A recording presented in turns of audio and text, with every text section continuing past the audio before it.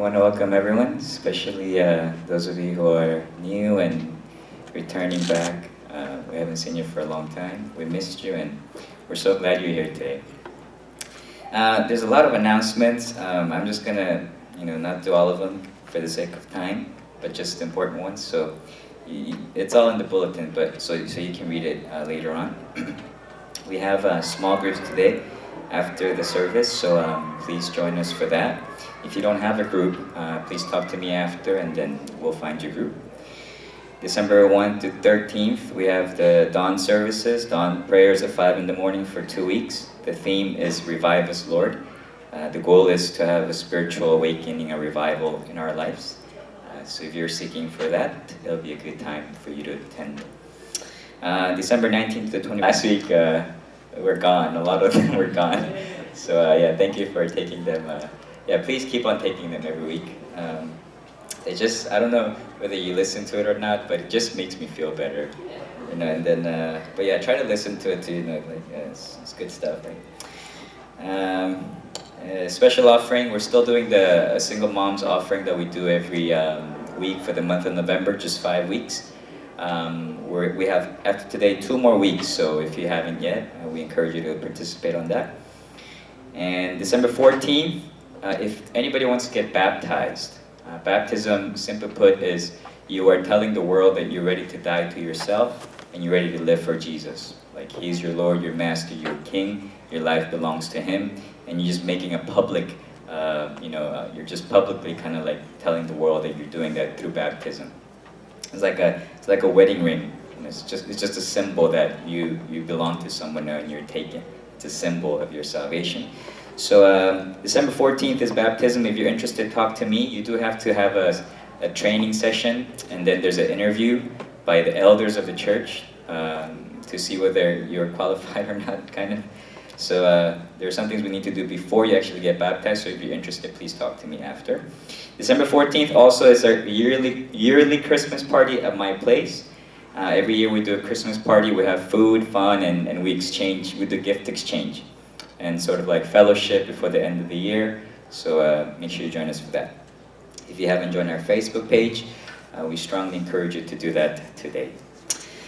We are, for the month of November, if you are new, by the way, we normally don't preach on giving a lot, but for the month of November, every year, we just preach on giving. And we try not to just preach about it, but we actually try to do it. That's why we're supporting the single moms in November, and also trying to do a homeless ministry in Mexico in November. But the reason why we talk on giving for a whole month, it's because, throughout the years, the church has we started struggling in some areas that we used to be good at. One of them, Christians were known to be radical givers, generous people, but that has changed over time. And today, that is no longer the case. We, along with culture, have become somewhat more self-centered, somewhat more selfish and individualistic, I guess. And we're no longer known to be generous people as Christians like we once were, and like we should continue to be. So the month of November is an attempt to, try to sort of go back to our roots as Christians, trying to become, givers again, generous people again. And today, the message is titled "The Secret to Generosity," and we're going to see how we can actually become generous people from Scripture. So if you have your Bibles, please open with me to the book of 2 Corinthians chapter 8, verses 1 through 15.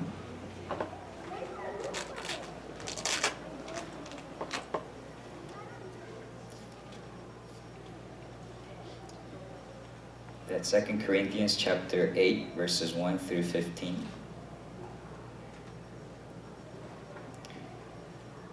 And 2 Corinthians chapter 8, verses 1 through 15. Leave it open.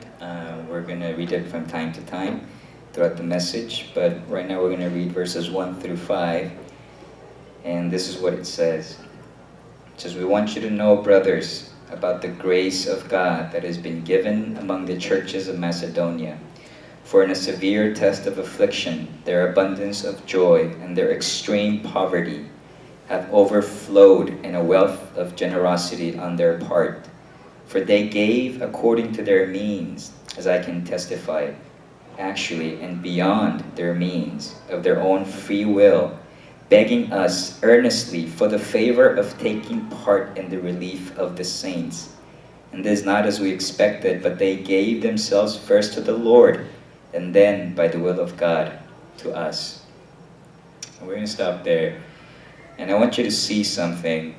This is, what Christians were known for even in the Bible times. Starting from the Bible times, this is how Christians gave. Okay, let me kind of read it to you again. It says, it's talking about churches in Macedonia, multiple churches who were struggling majorly financially because they were being persecuted for being Christians. People wouldn't give them jobs because they were Christians. So they were really dirt poor, like super, super poor. But nonetheless, this is how they respond to the need of other Christians. And this is what it says. We want you to know, brothers, about the grace of God that has been given among the churches of Macedonia. For in a severe test of affliction, their abundance of joy and their extreme poverty have overflowed in a wealth of generosity. They gave according to their means, as I can testify, and beyond their means, from their own free will, begging us earnestly for the favor of taking part in the relief of the saints. Right? A lot of this doesn't really make sense. Right? How can people that are in a severe test of affliction have such abundance of joy? How can people that have extreme poverty overflow in a wealth of generosity? How can people that are dirt poor beg Paul to let them help the needs of the saints? How can people that have nothing for themselves not only give a little, but beyond what they can bear? You see, this is why the world in the past, especially in Rome and stuff, were so amazed at Christians, because Christians were these kinds of people. Do you think we kind of look like this today? It's very hard to say that we are somewhere even close to giving like Christians did back in the Bible times. But I want you to notice something. The reason why they were able to have abundance joy amidst severe testing and be able to give beyond what they had and extreme poverty was simply because of one thing. And this is why they were able to do that. And it says in verse 1, we want you to know, brothers, about the grace of God that has been given among the churches of Macedonia. God gave them the grace to be such Christians. Like June was saying during the praise time, the power to be able to rejoice in severe testing times, the power to be able to give a wealth of generosity in extreme poverty did not come from them. It came from God. God was the one who gave them the desire and the ability to be able to be so radical in their giving. So the first thing that we need to know, if we want to even get close to being people that are generous as Christians, it doesn't even start with us. We don't even have the power to do that. It starts with God doing that work in our lives and our hearts so that we can actually give like that. That means you need to have a close relationship with God. That means God needs to be the biggest part of your life. That means you need to love God. And it says here that, like in verse 4, in verse 5, and this not as we expected, but they gave themselves first to the Lord, and then by the will of God to us. What Paul is trying to say is they loved Jesus so much that they didn't only give money, but they gave their entire lives. And the reason they gave was because they loved Jesus so much. If we don't have this type of communion with God, this type of relationship where daily we're building this love and this relationship with God on a daily basis, where we're growing in our faith and loving Him more because we spend time with Him, we will never be the type of Christians that we're supposed to be. We cannot love giving if we don't love God. You see, it all starts with God, and it's not just about giving. If we want to come even close to living in a godly way, it starts with our morning prayers. It starts with our quiet times. It starts with our reading the Bible. It starts with us connecting with God in whatever way we can, so that the desires of God and the love for God start overflowing out of us into extravagant giving, holy living, or whatever the case may be. We cannot expect to be generous givers if we don't love God, if we're not spending time with Him. It just doesn't make any sense. It all starts with how much time do you spend with God? How much do you love God? And then your heart will be changed too, to becoming a generous giver. Not only that, but notice how the first thing that we need in order for us to become generous givers is we need the grace of God. We need to spend time with God. We need God. The second thing that Paul tells them is verse 6. Okay, verse 6. We're going to start reading verse 6 again. Accordingly, we urge Titus that as he had started, so he should complete among you this act of grace. But as you excel in everything, in faith, in speech, in knowledge, in all earnestness, and in our love for you, see that you excel in this act of grace also. I say this not as a command, but to prove by the earnestness of others that your love is genuine. For you know the grace of our Lord Jesus Christ, that though He was rich, yet for your sake He became poor, so that you by His poverty might become rich.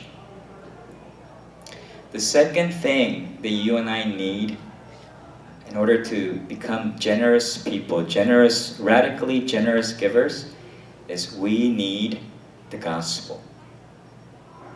We need the gospel. We need a deep understanding and faith in and really believe in the gospel in order for our lives to become generous. By the way, before we go there, actually, notice one thing with the Macedonians. By how you give, your giving is a good sign of your spiritual life, of how you're doing spiritually. Your giving shows you kind of where your heart and where you are in your relationship with God. So if your giving is healthy, it means your spiritual life is healthy. If your giving is not, and we'll talk more about that later, then that means there's areas that we need to work on in our spiritual life, in our relationship with God. But going back to needing the gospel to become generous, first we need God, the grace of God, to spend time with God, be in love with God, for us to become generous people. The second thing we need is the gospel. Notice how Paul uses the example of Jesus Christ. It's saying how Jesus became poor so that you and I can become rich. You see? But then, if we don't really understand and really believe in what Jesus has done for us, if we don't really believe in the gospel, then we cannot be generous people. It's not enough to just understand that in our heads. It needs to melt down to our hearts, where the transformation happens and it makes us generous people. See, a lot of the times, the reason why people have a hard time giving, this is usually what people, some of the things that I hear, whenever people have a hard time giving. We always come from a position of thinking that we are better than the people that we're giving to. People usually say whenever it's somebody they don't like, or it's a homeless person that looks healthy enough to work or whatnot, usually, many times, people say, I don't want to give to them because they're still young. You know, I don't want to give to them because I think they can work, but they're just being lazy. I don't want to give to them because I think they're going to use it in drugs. I don't even think they're hungry. You know, quite often, the first reaction that we give is like, I don't want to give because whatever the reason may be. We come up with a lot of excuses. We judge the person, and that's why we don't give. But Paul is telling us right now, Jesus didn't do that with you and with me. You see, when Jesus saw you and me, do you think we looked lovable to him? We were sinners deserving nothing more than the wrath of God and hell. Anything outside of hell for people like you and me is called grace. Grace meaning we received something that we totally didn't deserve. We weren't entitled, we weren't worthy of it. You know, when Jesus looked at you and to me, he didn't see somebody lovable. He saw a sinner. He saw somebody who didn't deserve God's love. He saw somebody who was rebelling against God because we are sinners and he's a holy God. He saw somebody that wasn't worthy of his help. If Jesus started to pick and choose and say, okay, I think I'm going to save you because you're a little bit better. I think I'm going to save you because I think you did better things. If he started to pick and choose who to save, nobody here would be saved. That's what Paul is trying to say. You and I need to understand we are worse than the homeless person that we hate. We are worse than the person that we hate and we don't want to help. We as sinners to God, we're a lot worse than the people that we say we don't want to help because they don't deserve it. Yet, Jesus, knowing exactly who we were, sinners who deserve nothing more than the wrath of God in hell and who were rebelling against God, he, knowing all of that, he chose to still love and give up heaven and die on a cross so that you and I can gain spiritual blessings and become rich. He gave not only a little, but his entire life to people who didn't deserve it so that we can have a better life here on earth and into eternity. And if we understand that, if we understand that we are actually a lot worse sinners than the homeless person that we're trying not to help or that we're avoiding to help, that we are actually a lot worse than the person we hate and we don't want to help. When we understand that we, before God, were people that deserve nothing more than his wrath and hell, yet he chose to still love and make us rich by him becoming poor, then it becomes a little bit easier for us to help without asking so many questions. To help without comparing who deserves it and who doesn't, because we did it in the first place to begin with before God either. You see? So when we understand we're a lot worse sinners than what we think, and we're not actually as good as we think, or better than the homeless people, or better than anybody, when we understand our place, then from a humble position we can come and start helping people. No questions asked, just grace. I'm going to give you something you don't deserve. I know you don't deserve it, but I'm still going to give it to you because that's what happened to me from God. That's what Jesus did to me. He made me rich by him becoming poor when I didn't deserve it. And I'm going to do the same for you. Okay? And that's how we start to give. It starts with us really being close to God, and then us really believing and preaching the gospel to ourselves and really understanding the gospel that we're a lot worse sinners than we think, that there's a humility that comes with that, but also we're so much more loved than we could ever hope for. There's a confidence that comes with that.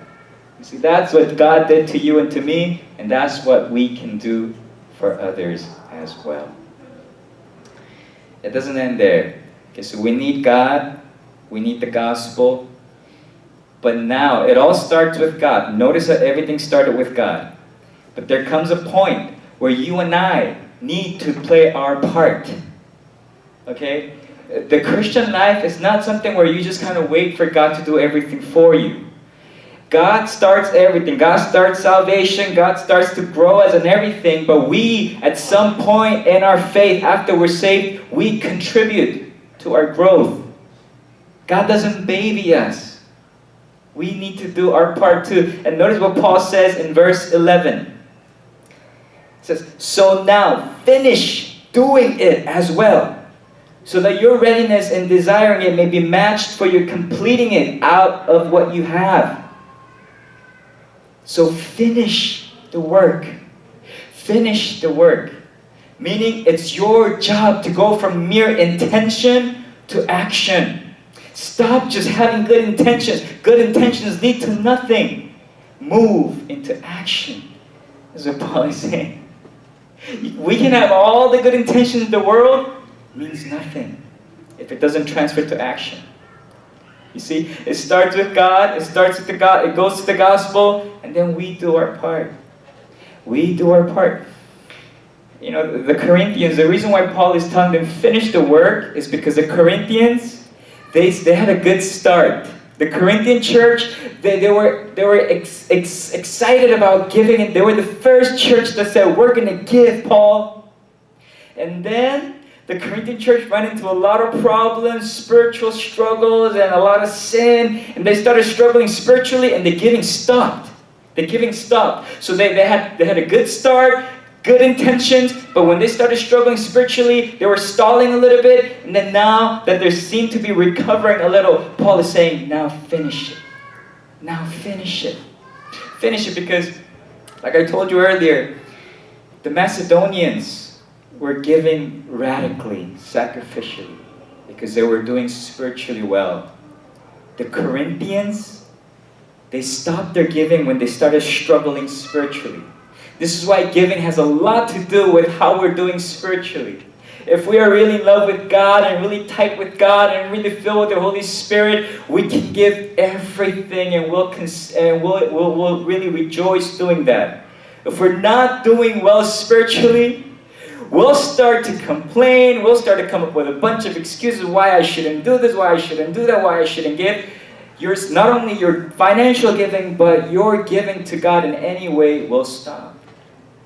Because it's just showing what's happening in your spiritual life. You are struggling. We are struggling spiritually. And then when we're struggling spiritually, there's only intention of, I gotta get out of this. I gotta do better. I gotta give, or whatever the case may be. But then it does never transfer into action. A good sign that we're really doing well spiritually is that there's a lot of action involved. There's a lot of doing involved. So Paul is now telling them, after he talks to them about the grace of God and the gospel, he says, now finish. Move intention to action. Don't just desire to give. Don't just say, someday I'll give. Don't just have this, oh man, maybe I'll give. But he said, do it. You know why he's saying do it? Because to Paul, it's not about money. To Paul, it's not about money. To Paul, it's all about their spiritual well-being. The moment they start giving again, it seems to say that the moment when they start to give again, they're going to be back on track spiritually. They're going to go from just having good intentions to once again being people of action. People that are living for God. You see, that's why Paul is saying, finish the work. Finish the work, not necessarily for money's sake, but because I want to see you do well spiritually again. Don't just be struggling spiritually. Don't just have the intentions of getting back with God, but finish the work. Get back with God. Start living for, just like you had a good start. You struggled a little there, but continue to get back with Him. And continue to live, get back on track spiritually. Here's what Paul seems to be saying here. So that's what we need to do. There comes a point where you just have to decide. Your willpower comes into play at some point in your spiritual walk if you want more, if you want to grow more. This is why for many of us, like just coming to church on Sundays once a week, that's not going to do much good for you. This is why for some of us, just barely doing the bare minimum as Christians, that's not necessarily a good. If we are not really, fired up for God and wanting to live for Him and wanting to give and whatnot, and we're just barely giving God our leftovers and our minimum, we need to understand that's a sign that spiritually we are struggling. We are struggling. There's no connection with God. There's no grace of God, daily grace and mercy of God in our lives by spending. There isn't that. There's a lot of sin perhaps involved. And that's why we don't want to do anything for God. And we barely do things for God. We barely come to church. We barely, because people tell us so often to do small, but we barely do small. If that's your heart, you need to understand there's a lot more behind that than just not wanting to do something spiritual, something for God.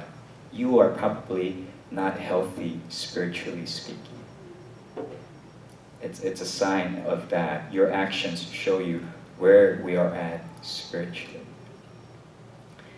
And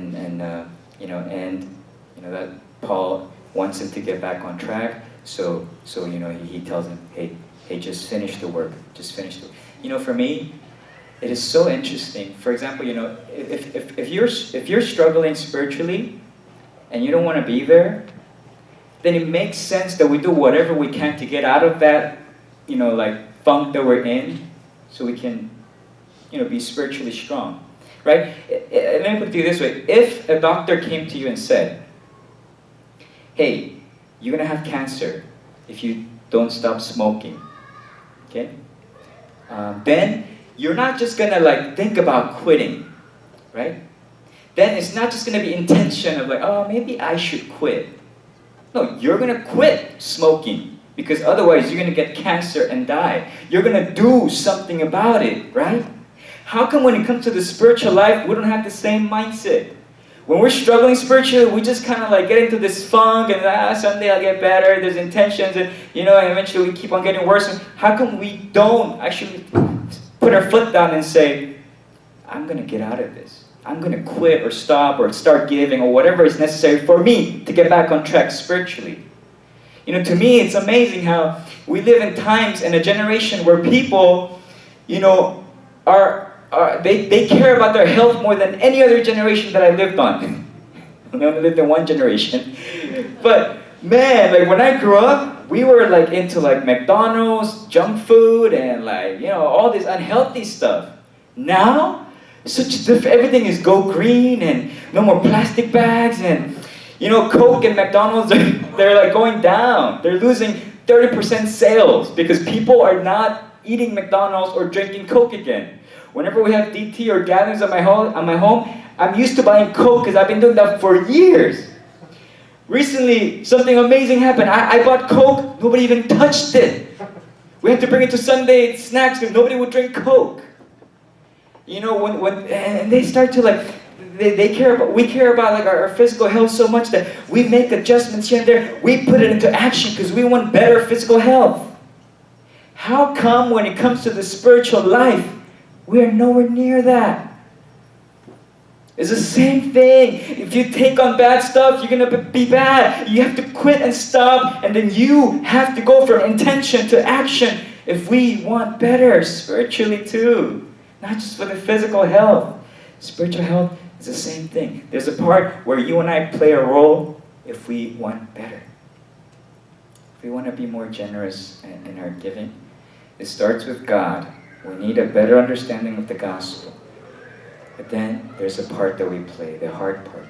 We have to do something about it. And Paul ends with this.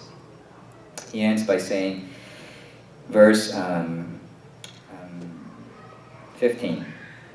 As it is written, whoever gathered much had nothing left over, and whoever gathered little had no lack.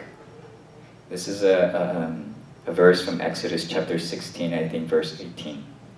It's talking about the time when God rained manna down from God rained down manna from heaven. Remember those times when the Israelites were completely dependent on God to rain down manna from heaven so that they have food for that day. When they were completely dependent upon the provision of God to provide enough manna for that day according to their needs. Okay, there was a time when the Israelites were living like that, when they had no question about the fact that God is the one who provides for all their needs, and they were fully dependent on God, and they trusted that God will take care of all of their needs, because they had no other option but wait for manna from heaven or die. Then God, every single day, God will provide manna according to their needs. And there's one thing that God told them not to do. There's one thing God told them. God told them, don't take more than what you need for one day. Don't take more than what you need for one day. But just take enough, because I'll give you more tomorrow. But you know, as there always is, there were people that couldn't trust God. There were people that were more selfish and self-centered, and they had to have more than others. And secretly they took more, or not they took more. Actually, God said, "Don't leave anything until the next day." But then there were people that didn't listen to God, and they left it for the next day. And when they thought it would be there, the manna had rotted. It rotted. It rotted. It rotted, okay? It went bad. And the reason why Paul is bringing this verse at the end is because he's talking to the Corinthians. He's talking to the Corinthian church was actually the wealthy church. The Macedonians were struggling, but they were giving. They were giving to the Jewish saints that had the need. The Corinthians were the ones who had a lot, but we're having a hard time giving. And then Paul is reminding them and saying, hey, if you as a Christian, you have more than what you need for yourself, and you see other Christians struggling, and you don't give, your leftover to God is junk. Your leftover, God is going to curse and God's going to rot. That, in a nutshell, that's kind of what it means. It's saying, if you have more than enough for you to survive on, and you just keep on giving more to yourself rather than giving to the saints, your brothers and sisters, like people that you call brothers and sisters that are in need, if you give more to yourself and not to them, then God's going to curse your giving. God's going to curse whatever leftover you have. It becomes nothing more than rotted manna to God. And that's kind of what is telling the Corinthians that, one of the things that they need to understand is that God is using wealthier churches, wealthier Christians, so that they can be the providers of manna to the people who have less. Okay, this is one concept that we as Christians need to understand. As Christians, we need to understand that God doesn't give us more to keep more for ourselves, but to get greedy or make others jealous that we have more than you. God gives us more. It's a much bigger response. God gives you and me more. He's kind of, in a sense, He's kind of letting you and me be God. He's saying, you distribute the manna now. I gave you more so that you can play the role of God. If there's a need, just like I gave to the Israelites in Exodus, now you give. And if you keep to yourself, it's going to rot. And that's the mindset of the Christian. The mindset of the Christian is, if God gives me more.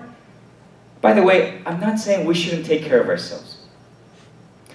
It says here, just after you take care of yourself, then the rest, give it away. Right? So after we take care of ourselves, of our needs, and it's not wrong to live in a nice house. It's not wrong to have a nice car. It's not wrong to buy a nice purse. It's not wrong to go eat at a nice restaurant. I'm not saying any of that.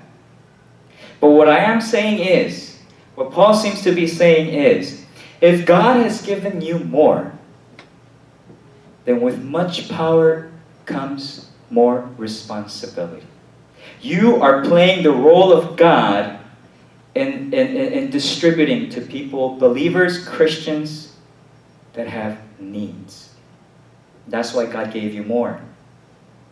We as an American church have been blessed financially. We should be on the leading end on providing for the missionaries around the world. We should give to missions. We should give to the poor. We should give to Christians struggling. We have been blessed financially, not so we can have bigger churches and all that, although it's okay.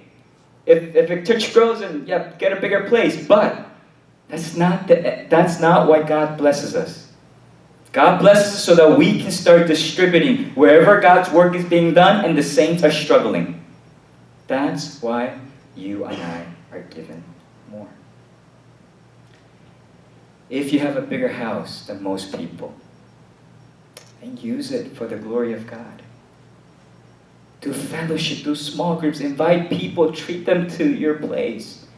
If you have a car and somebody doesn't drive, you have more. Why? So you can give a ride. If you have money and somebody doesn't, buy them that meal. That was Paul's point. Paul is saying, if you really trusted that everything that you have comes from you and God will provide for you, then you can give. Then you can give. If you really trust that every day God will give you your daily manna that you need, then you can give. Because you know you'll always have everything that you need. If you really trusted God, then you can be a generous giver. But if we cannot trust God, then we can't. We can't give. You know, for me, sometimes I have the stupidest thoughts, 90% of the time. Sometimes I'm kind of like, I love sports, so like I'm like always into sports and like watching. I'm into like basketball and football now too, and I'm playing fantasy basketball now, and I understand it more than last year. So, I'm trying to like get first place, and then now I'm playing against Hector this week, right? And Hector's the only undefeated guy, and I already lost once, and I'm like, oh, like my wife can. Tell you, I'm like watching the fantasy thing like almost like every 5 minutes. Like, I gotta beat Hector, I gotta beat Hector. And then like we're 4-4 right now, so today defines who actually wins. But I think I'm gonna win because I have more players playing today. I'm kind of excited about that. But sometimes as I'm watching sports, the stupidest thought comes to me, and I start kind of like seeing how much these athletes get paid. 5 years, $100 million. 10 years, $300 million. Then I started thinking, oh my goodness, only if I could be like them. If I would have $100 million, they only have to work for 5 years and not worry about money for the rest of their lives. Now that's security, isn't it? I started thinking, oh, if I only had their life, I'd be such a giver. You don't have to worry about money, right? And then I started to think that way, and then sometimes I started to think, I have school loans. I have school loans, and a lot of my I always say, a lot of my payments go to my loans. I hate paying for my loans, but I'm stuck with that for like 8-10 years, right? And then and I'm always thinking, I can't do this, I can't do this, I can't do that for God because I have loans. And then it hit me. That kind of mindset is a mindset that doesn't trust in God. I don't have millions. I never will. But I have God. I've already made it. I'm already secure. I have more security in my life than millions of dollars. I can give. You see, I have loans. The reason why I think I can't give is because I'm putting the trust in myself. I'm thinking if I give, and if then I'm not gonna be able to pay for my loans. But the trust shouldn't be in me. I have a God that says, I will provide. So if I really start to believe and have this mindset that I've already made it, I have security already, and God will provide for me, then I can be generous. I can start giving. Because if I'm always thinking I don't have enough, if I'm always thinking, am I going to be able to pay my bills? If I'm always putting the trust in myself, how can we possibly give with that kind of mindset?